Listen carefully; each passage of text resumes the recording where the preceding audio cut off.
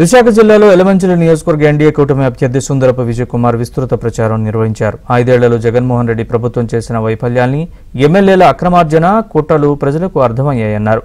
జగన్ రాష్ట్రాన్ని నాశనం చేస్తే ఎమ్మెల్యేలు క్వారీలు, కంపెనీలు ఉద్యోగాలు అమ్ముకున్నారని మండిపడ్డారు.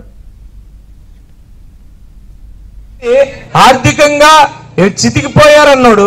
60 రూపాయలు క్వార్టర్ ఉన్నప్పుడు ఆర్థికంగా చితికిపోతే 200 రూపాయల క్వార్టర్ మరి పెంచాడు కదా, ఆర్థికంగా చితకలేదా? నేను అడుగుతున్నాను. మహిళలను మహారాణులుగా చూసుకోవడం అంటే ఏంటో తెలుసా? 18 సంవత్సరాలు దాటిన ప్రతి మహిళకి 1500 రూపాయలు ఇవ్వడం ప్రతి నెల. అన్నవదుల బాణాన్ని అని పాపం ఈ రోజు ఆవిడ్ని రోడ్డు మీద పడేశారు. ఆవిడనే అంత రోడ్డు మీద పడినప్పుడు 3200 కిలోమీటర్లు నడిచిన వ్యక్తినే వదిలేశాడు ఈ రోజు రోడ్డు మీద. ఓటేస్తే మనల్ని పట్టుకుంటాడమ్మా? ఓట్లు ఏమన్నా మన ఇచ్చేస్తాడా? అదే ఏదన్నా అంటే సంక్షేమ పథకాలు ఇచ్చేసాను అంటే సంక్షేమ పథకాలు ఏంటమ్మా?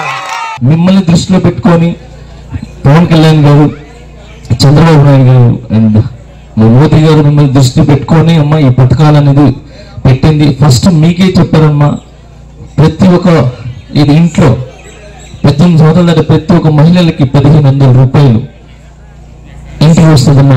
చెప్పాల్సిన అవసరం ఇంటికి వస్తుంది. అలానే బస్సులు ఫ్రీ పెట్టారు. అలానే ఒక్క ఓటు మన 25 సంవత్సరాల భవిష్యత్తును